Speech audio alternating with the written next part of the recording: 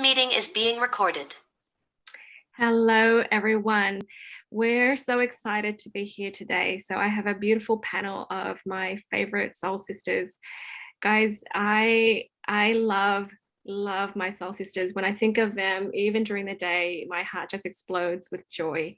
And I want to share with you their hearts, and I want you to love them as much as I do as well. We felt together as a group that we need to talk about the idea of believing in others, right? How we can, do better in that area, so we can support our community, because our community is about helping, soul sisters be more spiritually mature and powerful. Okay, so we invite you to join our community, so you can come and develop that as well. All right. So on the call today, I have Debbie Wescott. We've been friends for over a decade, and I love her so much. She's been with me on this journey and loving and supporting me and just encouraging me. I wouldn't be here without her. So, my soul just, loves and adores her. And then I have this beautiful Cheryl Harris. She came into my life when I moved to this area, and she just such a pure, gentle soul that just kind of loves me and supports me. I'm talking about me, but I love her so much, and I wanted to be her friend and be this sister to her and support her in so many ways as well. And this is so exciting. You hear her spirit, and she's gentle and she's thoughtful, and she just feels like she's a yummy mummy. Okay, she's that person to me. And then here's my Ashley. Our daughters brought us together, and it was meant to be. Ashley makes me laugh. She's like, she has this same kind of spirit that my husband has, right? Just kind of throws you off guard, and it's just like hilarious, and just can't help it. And you expect to laugh when you're around her. And even if she doesn't mean it, it makes you laugh too. So you will fall in love with Ashley just as much as I do. So I am just so excited to share with you, my friends and my soul sisters. And I hope that we can continue to share with you more amazing gems as we go. But today, the gem we want to share with you is about believing in others. So first of all, let's just ask the question, what happens when we don't believe in others? What happens, girls? That's what you get is you get people that you don't believe in, and that belief is supported because we are natural creators. If we don't believe in others, then we're going to surround ourselves with disappointing experiences. Okay, we're going to create disappointing experiences. Yes, and actually you can even seek. This is actually something that I did when I was first married, sadly, is I would ask my husband to pick up like milk from the store or something, and I'd be like, oh, he's totally going to forget. And so I would send it like a message or whatever, and then he would totally forget. And it would be like, oh, I knew he was going to forget. And so like expecting to be disappointed, and then confirming that expectation by saying, see, I knew it. And so Debbie? Yeah, I think we experience failure on both ends, because I think a belief in others is a reflection of a belief in our own self. Mm-hmm. Or a non-belief in our own self, I guess. So we expect people to fail, and then we feel failed. Yes. So you're saying it's about you? Mm-hmm. Yeah. Yeah. It's something that it's really not anyone else's fault except for mine. But for a long time, I wasn't awake to that. Yeah. And I realized that a lot of the relationship issues that I experienced stemmed from my disbelief not only in myself, but in others. And I was just projecting it onto other people. And as soon as I decided that I could be the change that I wanted to see, then things began to shift around me in my relationships, in my everything, every area of my life. So, yeah. Did you want to say anything, Cheryl? Oh, I was just thinking everything Debbie was saying, I could totally relate to, because the same thing happened with me when I finally started actually trusting in myself, like that I could do better, be better. Then that reflected out on the people around me, and they did better. They were better. Yeah, that's beautiful.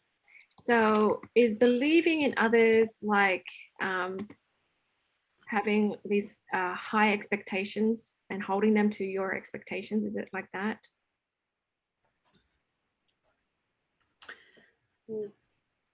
I feel like I kind of, you go, Deb. yeah, I don't know if it's so much an expectation, but it's a faith and a trust that I like, that they're good and that I will trust myself to handle whatever comes at me, because I'm anchored in me and I'm anchored in God. But I think people do rise when we show them that we believe in them. People just naturally will rise. And even if they don't, we can kind of let go of expectations because we trust ourselves to handle things. Yeah. It goes back to us trusting ourselves. I really like that. Yeah, I feel like with faith, like you were saying, like I feel like it's also a faith that everybody's doing their best.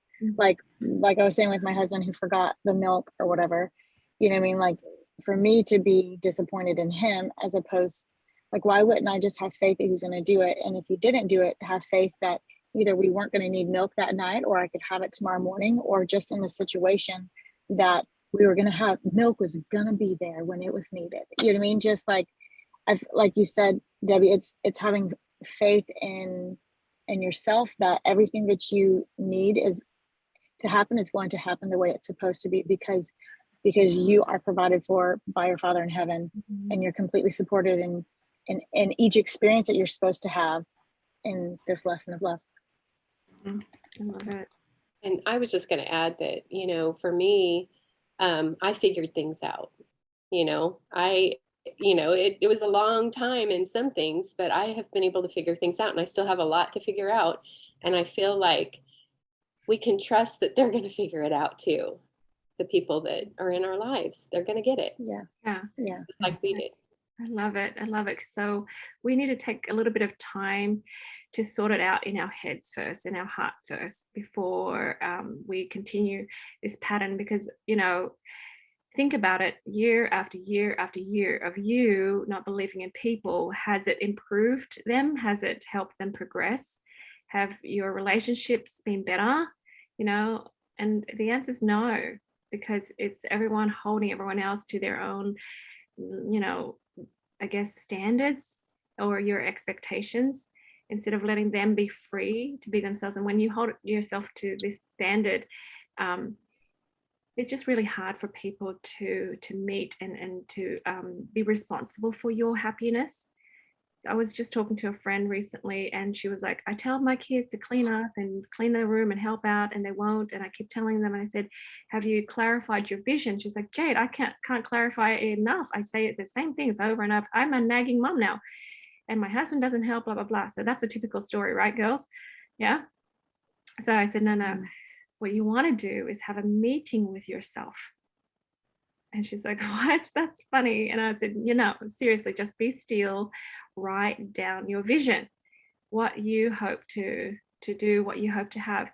And then, realize that you don't even trust yourself, and realize that, because you don't trust them to do the right thing, that they don't get you, you're just keep creating this. And so stop this pattern, right? And just clarify, because the way I hear, I'm questioning you, because I'm like, so how clean does clean mean, right? Like, do you want everything to be spick and span, nothing in the sink all the time? She's like, no, that's not what I want.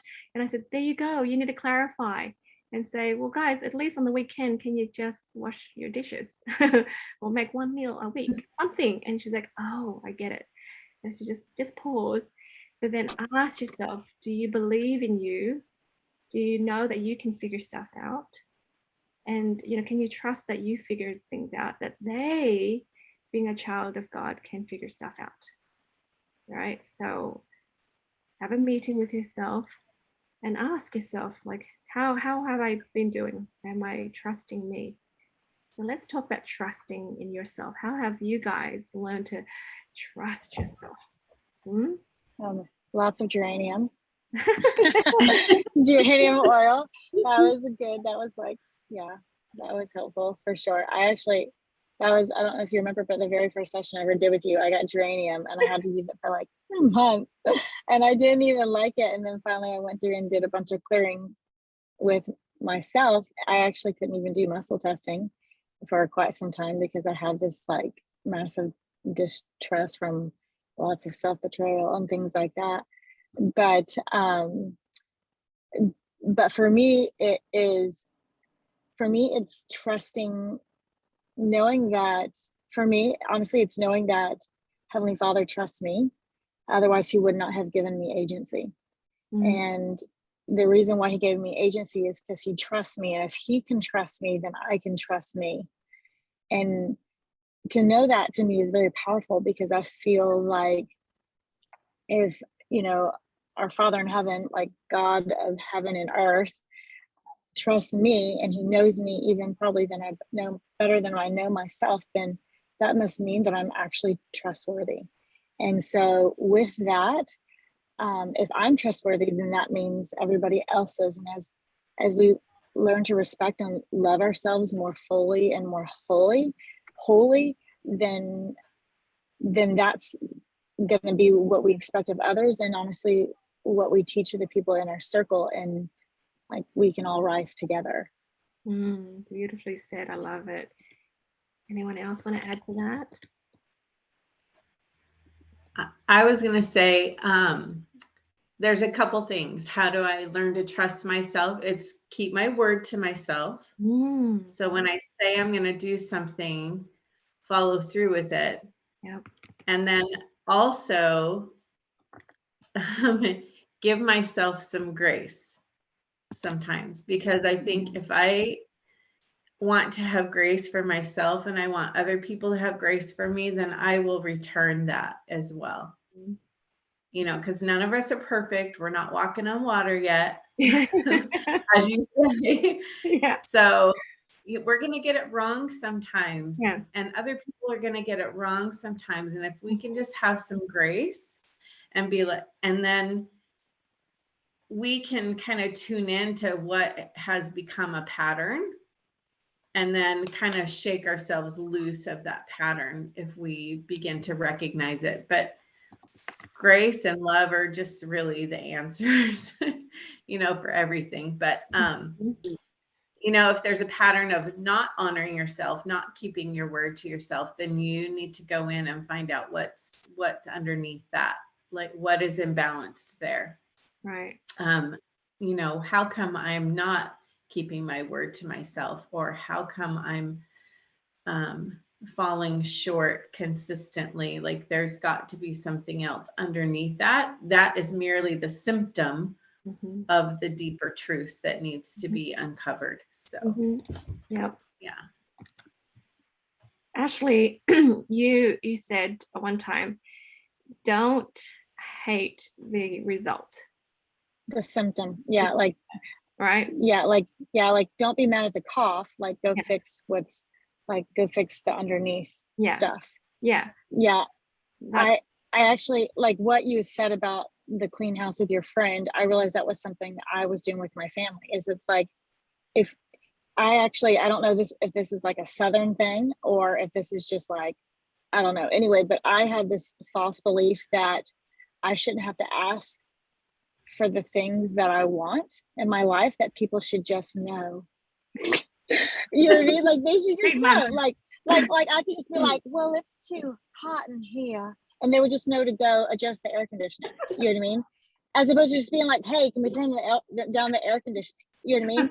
I like you had to like speak in rhymes. You know what I mean? Like you can just say it, but really it's like you don't realize like that's actually like that's not a powerful creative like say what you want. You know what I mean? And like for myself is it's like with my kids, I'm like, hey, so if I don't tell you that this is not clean, that I like it like this, I'll take a picture and show you again later, just so you remember. You know what I mean? But it's like, if I don't tell them, then how do they even know how to create the thing that I'm asking them to create? Mm-hmm. And so I feel like that we deflate ourselves and we have like Debbie was saying, like this underneath thing, like I would, same thing with birthdays. I would make everybody's birthday like special and magical and amazing. I didn't teach my kids how to do it with me. I would do it myself.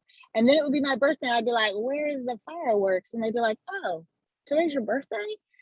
And I would be like, oh, you know what I mean? Just like so upset. But I didn't teach them how to celebrate for a birthday. I didn't tell them what I wanted. I didn't do all of the things. So how can I expect them to create that? But instead I would just be disappointed. I'd just be like, well, nobody loves me. Nobody sees me. You know what I mean? And so I tell them what I want, or I just do it myself. You know what I mean? Like I show them how, I teach them how now, as opposed to just expect them just to like know from their brains. You know what I mean? Mm-hmm. Especially like my husband, who wasn't trained that way. In his family, a birthday felt different than what it did at our house. And so, but I never taught him either. You know what I mean? And so as you, like you were saying, as you teach what you want and set the expectation and then train, then you're able to take care of the problem and you're not just dealing with a symptom. Mm-hmm. Yep, I love it. Love it. Cheryl, did you want to add anything?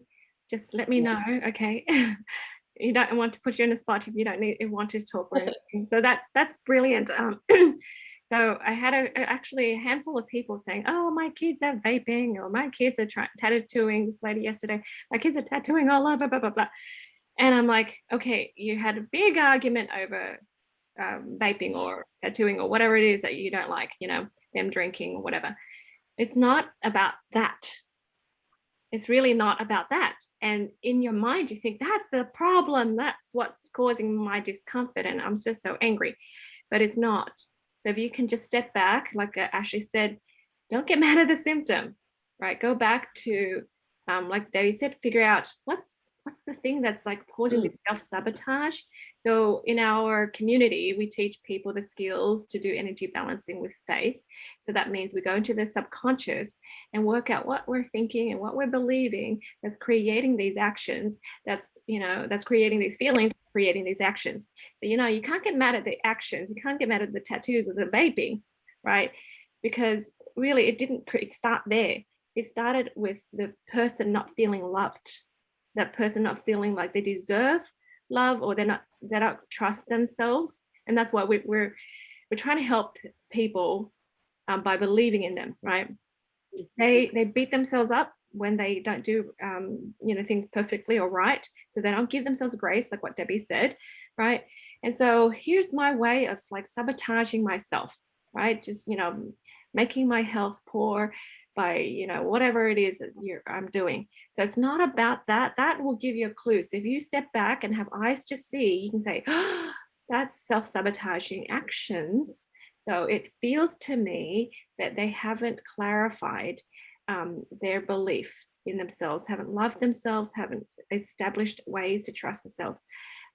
Anything else about trusting yourself, or this whole process that we're talking about of don't get stuck here on the surface.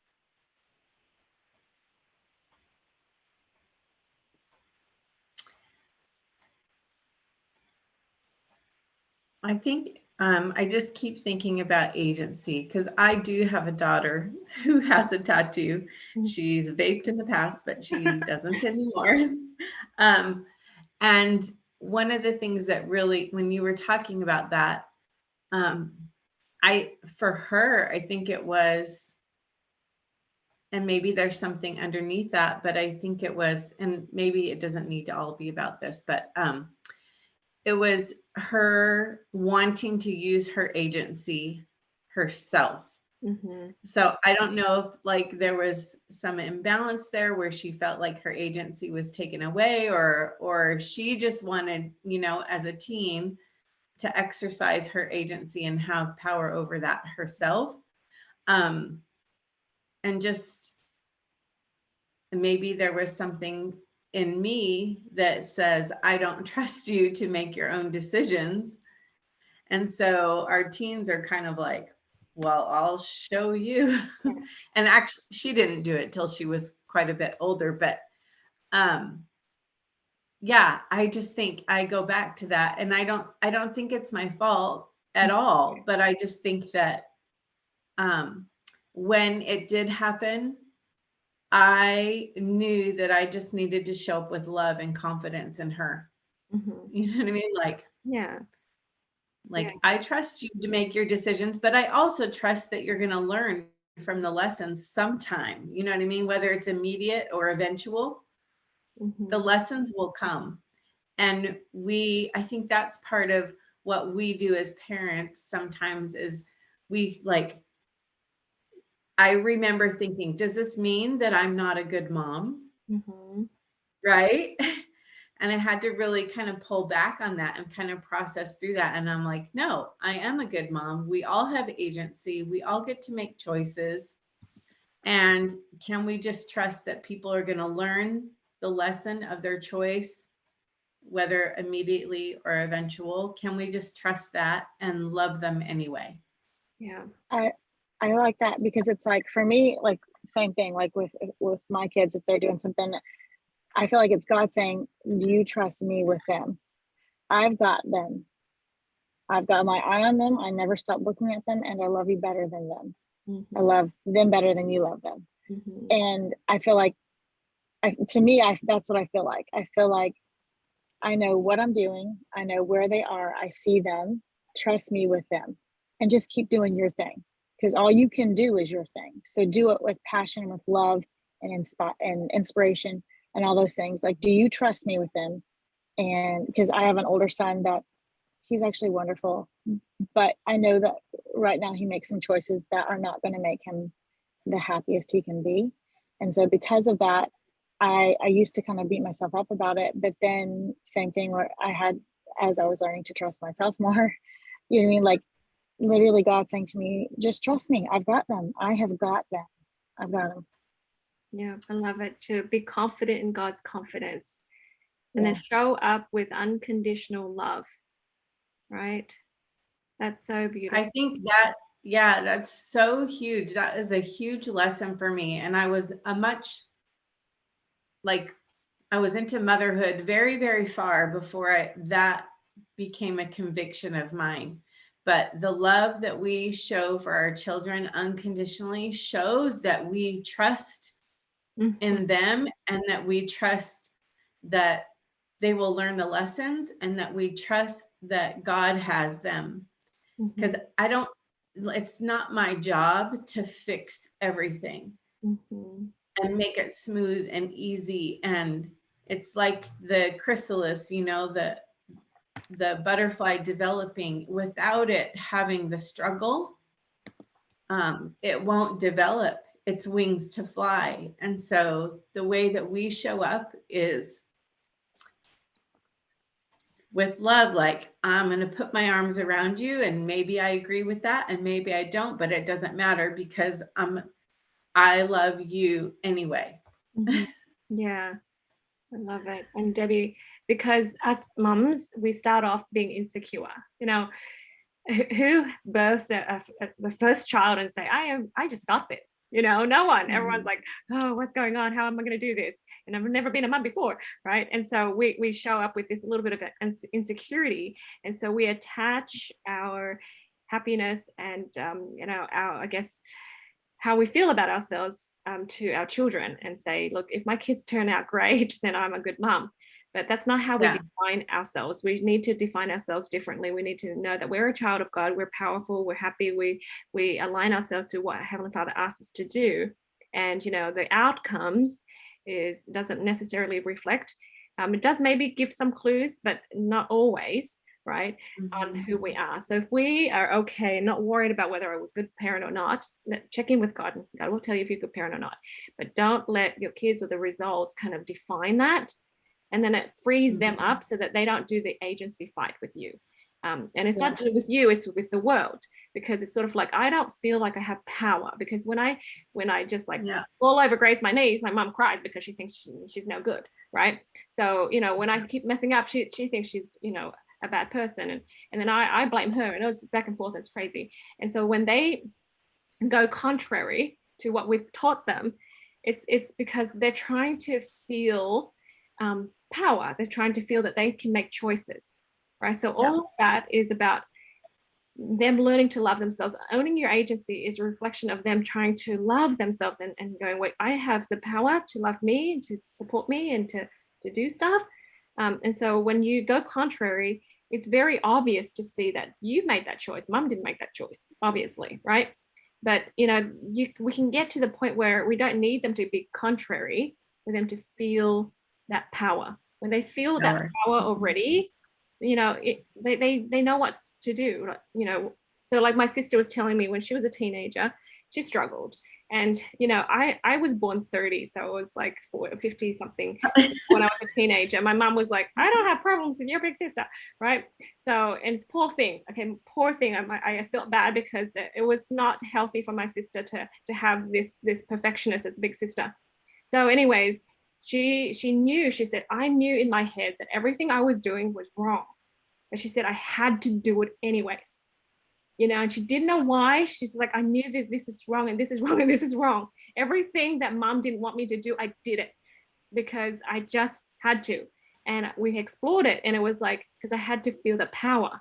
And then she realized she didn't have to do all of these other things, but it was for the power. And had she felt the power, she really didn't need to do it. She knew it was wrong. She knew it wasn't good for her. But we guard our agency so much. Why? Because our parents, they held us responsible. They're so attached to the outcome. And it goes back to them being insecure about themselves, right? And for us, for me, like, it's lucky our culture's like this. It's lucky and not like, I don't know. But the oldest child, they already expect the oldest child to do stuff and believe in that child. Like, this child was born to lead. Like, yeah, you tell your siblings what to do and where to go and what you need to do. Just tell us what to do and then we'll do it. And I had that role, so it was already a natural thing for my parents to trust me. But that means being the youngest, you don't trust the youngest for some reason. It's just silly culture. But yeah, so if we think of us and just kind of like, oh, I trust me, I love me unconditionally, I'm not going to beat myself up, I give myself grace, I'm unattached to my children. So guys, we can talk more about unattachment, but just really quickly for those who are listening and watching this video, unattached means you're okay with both outcomes. Okay, so if you think, if Heavenly Father wills it and this happens, that's fine, I'll be okay with that. If Heavenly Father wills it and this happens, great, I'm happy with that too, right? I'll figure it out. But I'm okay with both outcomes. When you are okay, then you know that you're unattached. Okay, so you tell your kids the same thing. You say, hey, I'd love for you to help out. This is my vision of clean house. Like, we don't have stuff lying around. We teach principles. So for our children, we have a clean house because we want to feel the Spirit of God. Okay, and that's why we like things orderly and not smelly and got rubbish everywhere. That's the idea. But I'm not super strict, right? You don't have to be polished all the time, but just do your best and see what we can do, because we have this higher standard of happiness, right? It's for your happiness, and you're welcome to make messes sometimes. And when they feel free and you're not attached to them, then they won't do the opposite, right? So what do you guys think about that? So I'm just going to say something about messes, because I have lots of kids, and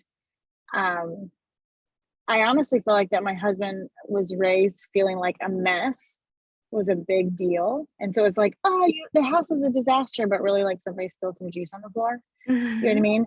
And I realized that was about not feeling supported. So so I realized that it was a big deal because it's like, I have to do this all by myself and clean it all up, as opposed to, and even though it might just be juice spilled on the floor, like if you have inspiration and you're cleaning it up with Jesus, you know what I mean? It's like, you're going to know exactly what, like the perfect thing to like clean this up, and it's going to be lickety split and faster pants, and it's going to be so good and fast. And I actually had to help him see a mess as actually progress. Like sometimes there's a mess, like you have to crack eggs to make an omelet. You know what I mean? It's like sometimes you look at it's changing that perspective, you mean, to make it progress. But I feel like that sometimes, like Debbie was saying, we have these beliefs down below that we have to root out, and it's in lots of areas. And sometimes it's different aspects of not believing in people, and it's because you believe that you're going to have to do it all yourself, and so you feel unsupported by God and everybody else. And so it's just this beautiful work and journey that you get to do with Heavenly Father as you become your best self. Yeah, oh, I love that. And I love this segue because I was thinking about the next question. So what Ashley said was perfect. The question is, what does this trust and believing in others look like? So like one example is being okay with a little bit of mess as we get some project done, right? You got to kind of take things apart before you put it back together. But then, you know, in your mind, trusting that they can take it apart, make the mess, and then put it back together. So what else does trusting in people and believing in people look like? What does it look like?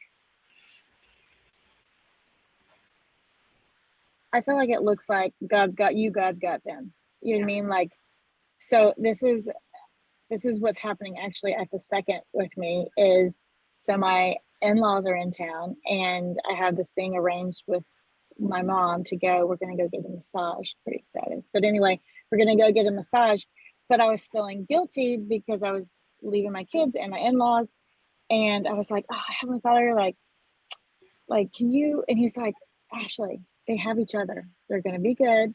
Like, what's your deal right now? And I was like, oh yeah, they're good. You got me. But it's that thing. It's like, it's also expecting that people are going to behave or react positively, as opposed to be like, oh, where are you going? I can't believe that you're going to be gone. Expecting them to be like, oh, have a great time. I hope that you guys have so much fun. You know, you do so much for everybody. Expecting them to be supportive as opposed to not. You know what I mean? And so changing that expectation as you change it within yourself, you know what I mean? Like changing it, like expecting them to be supportive, just like you expect to be supported by God and you support others. And it's just changing this expectation to something positive. I love it. I love that. Expect people to respond positively. So when you're speaking, you're not going, oh, is this going to be a fight? Right. And then you create a fight if you think that they're going to fight you back. Right. I love it. And then trusting that things will unfold as it should also. Like, what if it wasn't meant to be and they needed to kind of fall on their faces and raise their knees and stuff? And you're like, but kiddo, this would have saved you a whole bunch of heartache and pain. But you know what? If God thinks, oh, she needs to fall or he needs to, graze his knees a little bit, just let him. For me, what it looks like is asking your children to spend alone time with God. Okay, so when they go, trouble, trouble, cry, cry, I'm like, okay, do I do anything here in this situation, Heavenly Father?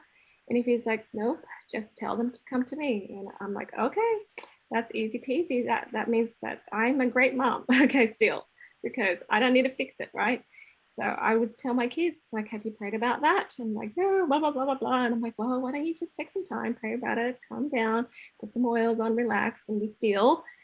And then come back to me when you have talked to God and, got your divine downloads, and then tell me what revelation you received.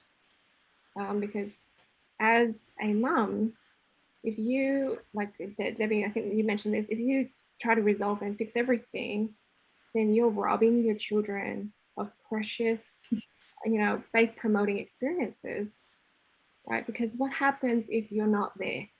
they're at school and you're not there, or if something were to happen to you, God forbid, right, and you're not there, right, they wouldn't know what to do, and their faith will fail.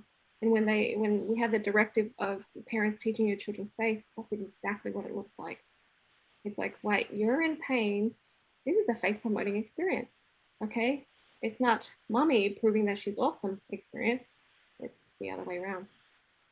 Mhm. What else does it look like to trust and believe in others? I like the thing that just popped into my head is offering advice only when it's solicited. I'm learning that one. Yeah. Also asking like discovery questions. Like, what do you think about that? Like, do you have ideas about that? Do you, just allowing them to explore and kind of do some critical thinking and exploration, like allowing the other person to do that. And I had a couple other thoughts. It's because there can be a positive outcome, even though it does look messy, right? Like there can be a positive purpose. We can look at it to a couple different ways. Like when we believe in others, it's an act of faith. And we can trust that there's always a solution, or that whatever is lost can be restored, or that the adversity that we experience is a purposeful lesson for either us or them or both. That's brilliant. I love it. Yeah. Anyone else want to add to that? I love that learning. Go ahead. Yeah, you go, Jade. No, I just said I love that learning experience perspective. I was going to say the same thing. I was going to say the exact same thing, because I feel like that. Okay, so this is like something that I do. So when I like to go run, and I don't like to run on like the street. I like to run in the grass. And so today I was running, and like I was kind of in my head, and I stepped weird, and it kind of like turned my ankle, and I was like, ugh, you know what I mean? And I realized something. I was like, hey, who that? And I was like, oh yeah, sorry about that. But then like I'm a little bit insecure. So I do this thing where I'm like, I run by faith. I trust my steps. And so like I have to do that for a minute until like I've got it back flowing through my body. But sometimes it's like, hey, you know what I mean? Like, pay attention, cool with that. You know what I mean? And so it can be something that small, like snap out of it. You know what I mean? But I could have been like, oh man, I hurt my ankle, because like old Ashley had been like, oh, I need to really like walk the rest of the way home and be really gentle with this, and like expecting there to be an injury there, as opposed to just like, hey, this is really just snap out of it and go run by faith and paying attention to me. I'm trying to talk to you. And so that kind of thing. And like Debbie was saying, like sometimes, like actually all of the times, there's a lesson there if we pay attention to it. Yeah. That's so good. When you were speaking, Ashley, it reminded me, because you know how when bad things happen, like you rolled your ankle a little bit or whatever, it does like slap our security a little bit. So we just have a momentary insecurity moment, right? So we're like, and then it gives us this opportunity to be, to strengthen our faith, because every experience can be purposeful if we allow it. So one of the things that helped me do some of the videos that I've done recently was like, I heard this mother say, you should know better, like, so you messed up now here and you should know better. And so like the kid already, like Ashley, you're running and your ankle kind of did something funny, you're already feeling, ugh, right? And then you hear it from your parents, like, you should know better. So it kind of, the message is, I don't trust you. And shaming. Shaming. And then, puts you in this position where I am really not good, I guess, you know, like that's it. So when I think about adding insult to injury. right, yeah. And I heard her say that, and I was like, oh, my belly was like, oh, in knots. And I'm like, what's that situation about? So the mom thinks that she's taught the child, right? And then the child didn't learn. And I thought to myself, what's teaching and then what's learning, and to a point where you know. So I don't think that child knows better, because that child hasn't internalized the lesson, right? So this child was lying and cheating, you know, the mom, and then so anyways, I'm thinking. So I prayed to Heavenly Father, and Heavenly Father said that that child hasn't learned to fully integrate. So then it you know, helped me make that video on the truth about learning, right? Because you get that information in your head and you need to filter it through your heart, and that's the discernment with God and His Spirit. And then you bring it back to your head for connection and integration, because you have to apply it, right? If that child hasn't been taught to apply it, because the mother hasn't taught what it is, why is it, and then, you know, so what? She hasn't taught all those 3 steps and the depth of it, then that child hasn't learned, and the mother hasn't taught. And sometimes we think, I told him. That's just one part of teaching. And then the other part of learning is like, you know, all that integration. So, you know, when that happens, when something like, you know, a mistake happens, and you think, okay, let's reflect on me and say, hey, okay, that's a good feedback, because maybe I haven't quite fully taught my child. And so I'm better think to myself, so what, now what? So what was it that I wanted to teach? What's the principle? And so what does it mean for that child? And then now what? You know, how does that child apply it? So can I share with you this very simple but very powerful example? So my husband and I, we do, you know, this PowerPoint presentation for our kids about personal development, and it grew and grew and grew year after year. So now, you know, it's talking about them budding and blossoming, and then puberty, and then sex, and then, you know, now we're talking to the deep and, you know, deep relationships, and we're doing like, what if you got raped, and all of these things. So we had this whole long conversation. So the kids have had this year after year after year. So you think that our children got it. And then one child came home one day and she's like, well, my friends are having relationships, and, you know, can you still get married like in our church in this way, in our temple and stuff, even if, you know, you've sinned and stuff like that? And I, you know, because Christ forgives, right? And I'm like, you know what, you are right there. But why do you think Heavenly Father gave us this commandment to wait? And, you know, we're thinking and thinking, because I'm in my head, I'm like, dang it, like I have taught and taught and taught, right? This kid is still like trying to integrate. I'm like, that's totally fine. So, you know, we explored and explored. And at the end of the lesson, this is what she said. She's like, I got it. And I said, how? What? How? Show me. She's like, Mom, it's like this. So if God gave you a cake, a beautiful, beautiful, amazing wedding cake, right? And we're chipping at it. We're chipping and chipping and eating at it, pieces and pieces and pieces. And on the actual wedding day, right, you have this kind of warped, half-eaten, picked at cake. So it's not complete, and you can't fully enjoy it because it's not beautiful like you liked, you know. And I'm like, yeah, that's it. That's her, you know, filtering it and discerning. She's like, it's about greater joy, Mom. It's about greater joy. And I said, yes, I guess so. You know, like I thought good job. Yeah. Good job. Good job. Ooh. And she's like, oh. So she's this realization. She's so happy. And then I'm like, no, that's still the second stage of learning. How do I help her, you know, believe in herself that she can do this? And then she moved it to the next stage. And I said, well, what if, you know, a boyfriend says, oh, you're such a hottie. Like, you know, if you really love me, you know, you let me have sex with you, right? And so she's like, well, let's see. If he truly loves me, he'll want to, you know, create that beautiful wedding cake with me, you know, and enjoy it with me. He will wait and respect me. And I was like, yeah. Oh, Mom, oh my gosh, she moved it from her head to her heart and back up here because she visualizes how it's applied. And so I just feel like, yes, we trust that they'll get it. We'll trust.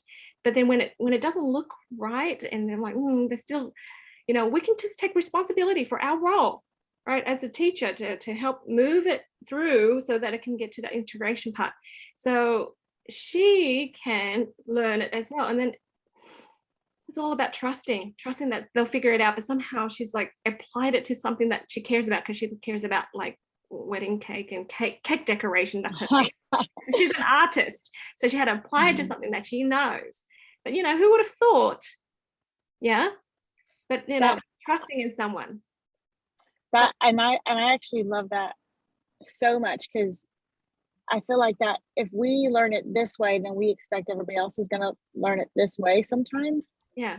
And so my 4-year-old, he said to me, he said, "Mom, I love Jesus, but I don't like to read the scriptures." And I said, "Okay, Sam." But he'll talk to me about it all the time, and about how he creates with his angels and things like this. And he actually taught me this beautiful lesson where, like, we were riding on our bike, and he was in the back, and he said, "I don't want to go in there." And it's these really pretty dense woods. And I was like, "Yeah, but what would you do if you did go in there and you got lost?" He was like, "I don't know." I said, "Well, do you think you could pray?" And he said, "Yes, because Heavenly Father has the map." And I was like, he does have the map. Heavenly Father has the map. And I feel, and he's only 4, you know what I mean?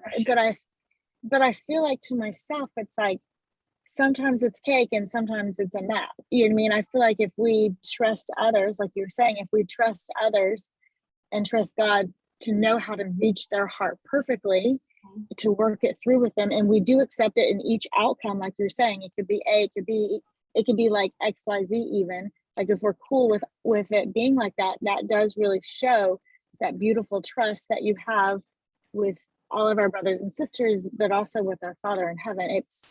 It's really so beautiful. Yeah. And I think that's just from the mouth of babes, right? It's just brilliant. Seriously. And you just have to kind of let them, figure that one out. So what I was thinking is, when you're unattached, you let them own their consequences. You don't suffer it as if you created it yourself. You have this godly sorrow that says, "Oh, I feel bad. That's really bad." But it's not like, "Oh, it's all my fault." So when you allow them to own their consequences, it's sort of like, well, you let yourself eat at that cake, right? And so that's your thing. And then it took another thing that kind of really solidified that confidence in me, because they had this interview with our friends. So we had 2 friends that we were just telling them about this talk that we give our children about personal development. Like physical development, and then sexual talk and stuff like that. And so they interviewed our kids.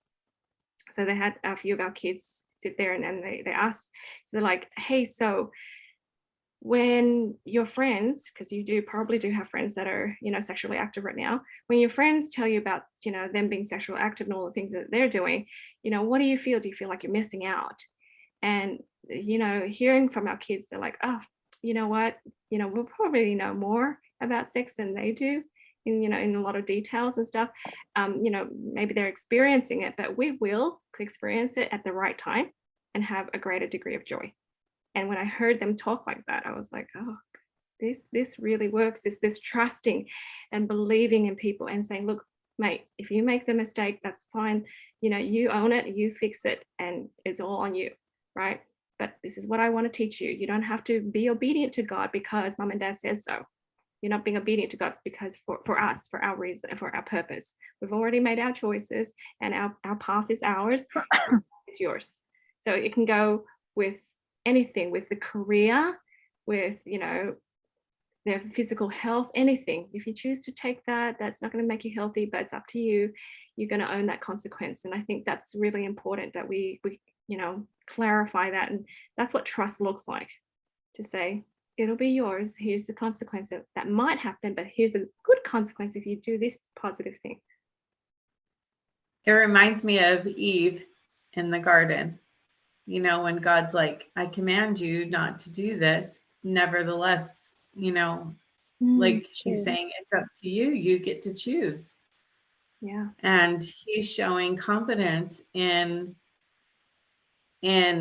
first of all, the plan of salvation, you know, of Jesus Christ's power of the atonement, and trust in their ability to overcome and walk through the adversity and learn the lesson that they're meant to learn, you know. And it's just so beautiful. Like, it doesn't have to be a terrible outcome, you know. People just get so bogged down and think that it's the end of the world. And I think that's where we become stifled, and then we don't grow and progress when we think there's no answer, you know, and that what we've done is so final. When we believe and trust in the possibilities of overcoming and the lesson learned, that's so powerful. Yeah. Well, that brings me to our conclusion. Ladies, this has been amazing. And what, you know, Debbie said is just perfect for this, because what we're trying to create is this heavenly unity, right? So we just want to make sure that we're clear on, you know, whether we trust in the great plan of God that is going to unfold as it should, that we'll have, you know, this purpose for all of our experiences, that we learn to love unconditionally and be unattached in any situation, that we can just accept and love ourselves as we make mistakes, and then believe that other people can figure stuff out as well. So that's a much better perspective than holding them, you know, down and telling them that they should know better, you know, that we don't trust them, because it hasn't ever changed anybody for the positive. So we're suggesting to you guys that's watching and listening to change culture. And this is what our community is about. We'll pick a couple of topics or whatever, or one topic hopefully, and then we'll explore it and talk about it, and invite you to just change the way you do things, so that you can create more of this heavenly unity, the oneness. Because some of the problems that we have is really unnecessary when we explore it, and it's like, oh, we could have fixed that, right? Yeah. So this was amazing. This is so wonderful. I felt the Spirit of God strongly. Does anyone else want to add anything before we end? I just wanted to say that I'm so grateful to be a part of this little group here, but which is actually a much bigger group than this. I'm sitting here, supposedly I need to have my own notes to be able to help present, but I'm taking notes from you guys. Even though I've heard some of this before, it's just such a blessing to, you know, be able to edify each other this way. And I just want to say I'm grateful to be a part of this. This is awesome. Thank you so much, Cheryl. It's a revelatory experience, isn't it? We want to come together and do this, and then capture it and share it with other soul sisters. So yeah. If Debbie, do you want to say something? I was just gonna say, if this resonates with people, like, we fully welcome you in. Come and be with us. Yes. And explore all of these things. It's so wonderful to know that you're part of a community that believes in you, and like wants to uplift and energize you, and that you can contribute to that too. And that's the beauty of what we've created here, is all of us here are contributing to something, to a greater whole. So add to the love, you guys. Connect to the people that sent you this video, and just come along. Join us on our weekly calls. We have emails, we have videos, we have retreats. Just come along and connect and feel loved, and just heal when you go on this journey of being whole, because your faith will make you whole. So thank you so much for joining us. Please subscribe to my YouTube channel, and friend and like us on Facebook and Instagram, and, you know, check us out on podcasts and things. So thank you, and we'll talk soon. Wait, hang on. Ashley, she's just popped down. So maybe we'll see. Oh, she can't get back on. All right. So we'll stop the recording now. Thank you so much.